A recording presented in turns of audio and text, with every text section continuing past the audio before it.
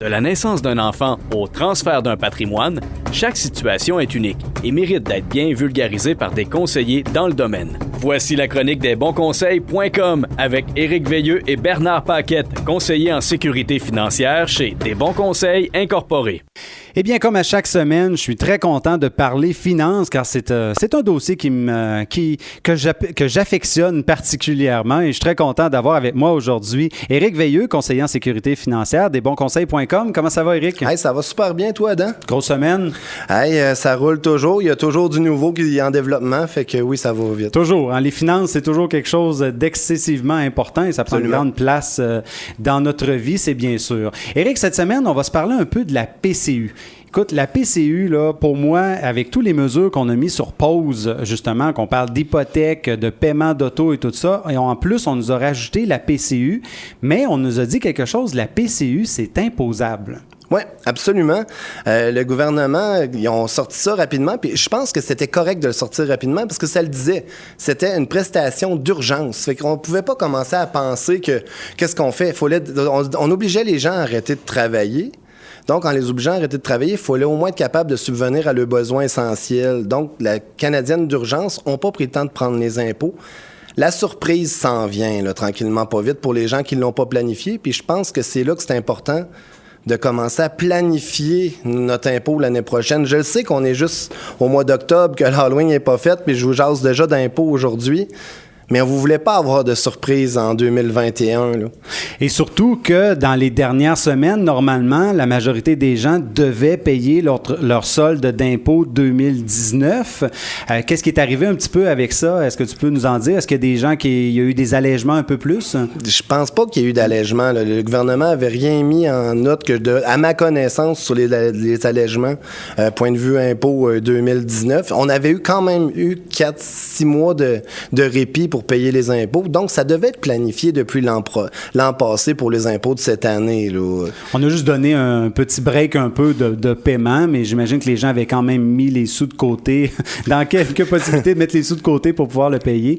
Bon, la PCU, 500 $ par semaine ou 2000 par mois, la première version de la PCU. Il y en a qui disent que c'est beaucoup, il y en a qui disent que c'est pas beaucoup. Quel impact réel ça peut avoir puisque ça va jouer selon ton salaire que tu as eu l'année en 2019, là? Bien, je pense que ça va être premièrement relatif aux revenus gagnés en dehors de la PCU. J'ai un petit tableau ici que je me suis fait vite.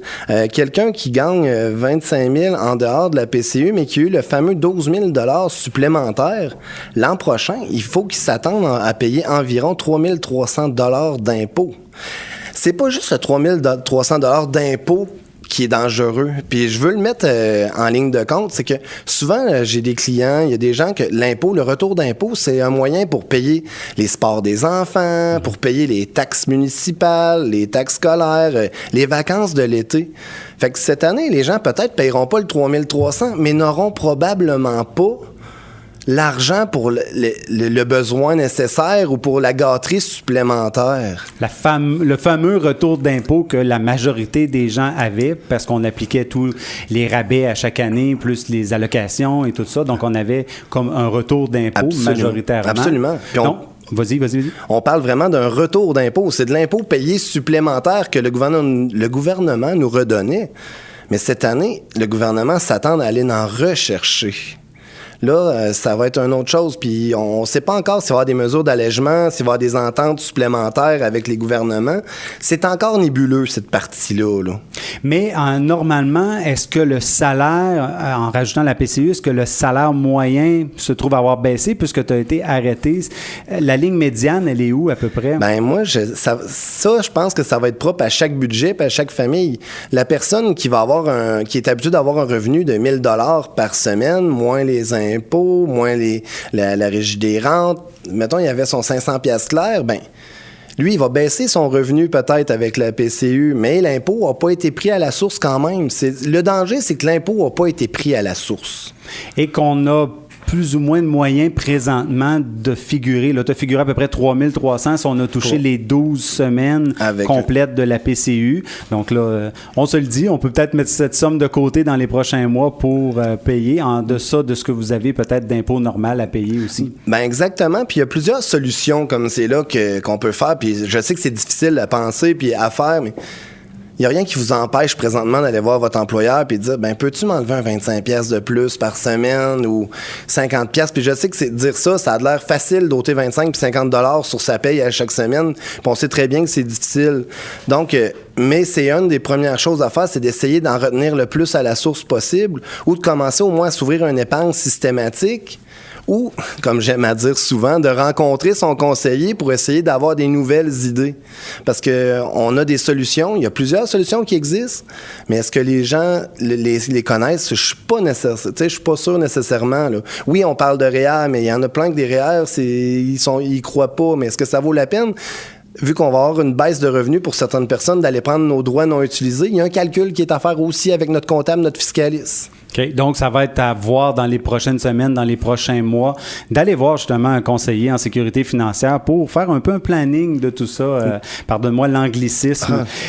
J'ai remarqué aussi, comme dans les chiffres qu'on regarde, il y a eu 830 000 remises volontaires de la prestation canadienne d'urgence. Qu'est-ce que ça veut dire exactement? C'est les gens qui, avant le 31 décembre, pour ne pas se ramasser avec un impôt supplémentaire, ils ont dit, je vais redonner tout de suite ma PCU, ou des gens qui n'en avaient pas le droit nécessairement, qui l'ont reçu, qui ont fait la demande, mais finalement, ils ont travaillé, mais la PCU, tu la demandais une fois, ils te l'envoyaient pour un mois. Mais si la personne était arrêtée juste 2 semaines, puis que son travail tombait dans un travail obligatoire, je cherche le mot, là. Essentiel. Essentiel, voilà. Exactement. Ben là, la personne a reçu l'argent. Fait que là, cette personne-là, a tout de suite redonné les sous au gouvernement pour pas se ramasser avec une facture qui lui appartenait pas, puis qui avait pas besoin, là. Car on se le dit, si vous avez reçu un montant de PCU dont vous n'aviez pas le droit, on va le savoir et on va vous l'exiger. Les algorithmes du gouvernement sont faits exactement pour le savoir. Inquiétez-vous pas, ils vont le trouver si on n'y avait pas le droit.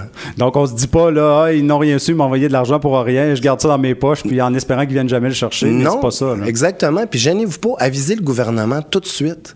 Si vous n'êtes pas capable tout de suite, prenez les devants. Je le dis souvent, appelez au gouvernement, ils vous mangeront pas, puis c'est le contraire, c'est plus facile de prendre une entente d'avance. Vous êtes mieux de les appeler avant qu'ils vous appellent. Oui, effectivement, toujours mieux de prendre d'avance. Autre chose, moi, que je trouve très, très, très inquiétant, c'est le nombre de fraudes de la prestation canadienne qu'il y a eu. C'est incroyable, ça monte à la hauteur de 200 000 dénonciations, et ça, c'est sans compter ceux qui ne le savent pas, qui ont déjà peut-être été fraudés par la PCU. Oui, absolument. Puis ça va être important que les gens, dès qu'ils ont un doute, un nombre d'un doute, communiquent tout de suite avec le gouvernement. Parce que quelqu'un qui ne l'a pas reçu, est allé où l'argent? Est-ce que cette personne-là, votre numéro d'assurance sociale, ça va être quoi la prochaine fraude? Ça va être votre carte de crédit? Êtes-vous abonné à un service de vigilance dans ce cas-là? Parce que c'est tout de suite, il faut appeler TransUnion, Equifax pour aviser que je pense que j'ai été fraudé. À chaque demande qu'il va avoir avec mon numéro d'assurance sociale, s'il vous plaît, communiquez avec moi avant d'émettre. Car si on ne vérifie pas nous-mêmes, comment on va s'en apercevoir? Au mois d'avril. Au mois d'avril. Oui, exactement. Quand on va recevoir notre T4, j'imagine. Oui, bien là, ils vont dire vous avez réclamé la PCU, vous avez travaillé, vous n'étiez pas éligible ou vous avez eu la PCU en double. C'est super important là, de valider ça. Puis si on a l'ombre d'un doute, on valide. Ça prend le temps que ça prend. Je sais que des fois, on attend longtemps sur la ligne, mais 10 minutes de notre vie versus à 2 ans à essayer de refaire notre crédit, c'est quand même pas long. Non, effectivement. Donc, si vous avez des petits doutes ou quoi que ce soit, appelez. Il y a une ligne au gouvernement du Canada pour pouvoir savoir si vous avez reçu, sans que vous ayez fait la demande de la PCU et qu'elle a été versée à un fraudeur versus dans votre compte, car vous pourriez avoir des surprises après le temps des fêtes lorsque vos T4 vont arriver. Bon, la PCU est terminée, oui, mais on l'a remplacée par d'autres programmes, je crois. Oui, il y a 3 programmes là, qui ont été mis par le gouvernement. Il y a la prestation canadienne de maladie pour la relance économique. Cette prestation-là, elle va être versée vraiment pour quelqu'un qui est obligé d'arrêter de travailler parce que soit qu'il y a la COVID ou qu'il est en contact avec quelqu'un qui a la COVID, ça va être une prestation de 2 semaines qui va être versée à 1 000 $. Par contre, le gouvernement, cette fois-là, a eu le temps de se préparer. On était moins dans l'urgence. Ils vont déjà retirer un 10 % sur l'impôt. Donc, la personne qui va faire la demande peut s'attendre pour 2 semaines à recevoir 450 $ par semaine. Moins de surprise un peu. Surprise, sur le coup, c'est le fun d'en avoir plus. Au mois d'avril, on va remercier de l'avoir payé. Et tout le monde, quand on fait nos impôts, on est content d'en avoir payé de l'impôt. puis on est content de le retirer, bien vice-versa va arriver aussi. Ensuite, il va y avoir la prestation canadienne de la relance économique pour les proches aidants. Si votre enfant de moins de 12 ans doit rester à la maison parce qu'il y a une fermeture d'école, puis là, vous êtes obligé de rester à la maison pour s'occuper de votre enfant, vous avez le droit à cette subvention-là qui va être gouvernementale aussi, imposable aussi présentement, avec un 450 par semaine aussi après impôt, parce que c'est 500, mais ils vont déjà ôter un 10 % d'impôt. Ça augmente quand même les revenus, il ne faut jamais l'oublier, c'est quelque chose qui s'ajoute à vos revenus. Si ça s'ajoute à vos revenus, regardez votre bilan, refaites votre budget, puis prenez le temps avant le 31 décembre, grosso modo, commencez à regarder tout de suite. Estimez vos revenus futurs, vos revenus passés, puis vos revenus de PCU ou vos revenus des subventions gouvernementales. Ça va vous donner une bonne chance à long terme de savoir à quoi vous attendre. Parce qu'on veut pas un cadeau emballé, puis on rouvre une boîte, puis c'est pas ce qu'on voulait dedans. Là. Non, effectivement. Je pense qu'il y en a un autre programme aussi. Oui, il reste la prestation canadienne de la relance économique. C'est des grands mots, j'aime bien les lire. Si vous pouvez pas travailler pour des raisons liées à la COVID, vous avez reçu une baisse de 50 % de votre revenu hebdomadaire moyen par rapport à l'an passé. Ça s'adresse beaucoup aux travailleurs autonomes. Okay. Ils vont faire des comparables versus l'année passée. OK, vous y avez le droit, vous avez été obligé d'être là. Fait que chaque prestation va être à définir pour chaque client.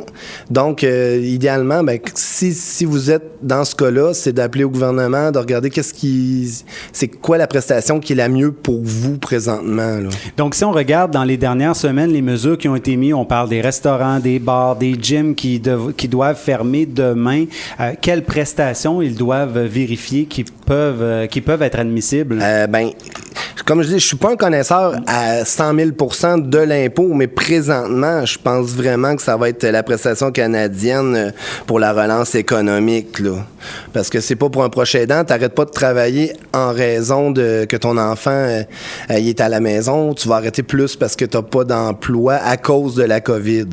Et il faut pas oublier que le chômage va quand même exister pareil, là. Ça l'arrête pas ce programme-là, parce qu'il y a des gens qui perdent leur emploi, non pas directement par la COVID, peut-être indirectement ou quoi le concept. Exactement, puis je pense encore que le chômage saisonnier va exister encore.